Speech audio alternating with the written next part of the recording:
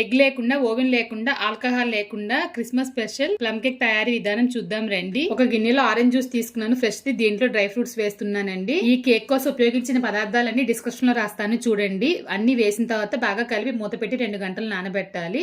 ఇప్పుడు caramel syrup కోసం కడాయిలో షుగర్ వేసి బాగా మెల్ట్ చేసిన తర్వాత స్టవ్ ఆఫ్ చేసి నీళ్లు వేసి బాగా కలిపి స్టవ్ ఆన్ చేసి ఒక 5 నిమిషాలు మరగనిచ్చిన తర్వాత చల్లారనివ్వాలి. తర్వాత ఇంకొక పాత్రలో పాలు, ఆయిల్, వెనిలా ఎసెన్స్ వేసి బాగా కలిపాను. పిండి జల్లించే ముందు ప్రీహీట్ చేయాలి. ఇడ్లీ పాత్ర పెట్టి లోపల స్టాండ్ పెట్టి మూత పెట్టి తక్కువ మంటలో పెట్టి 10 నుంచి 15 నిమిషాలు ప్రీహీట్ చేశాను.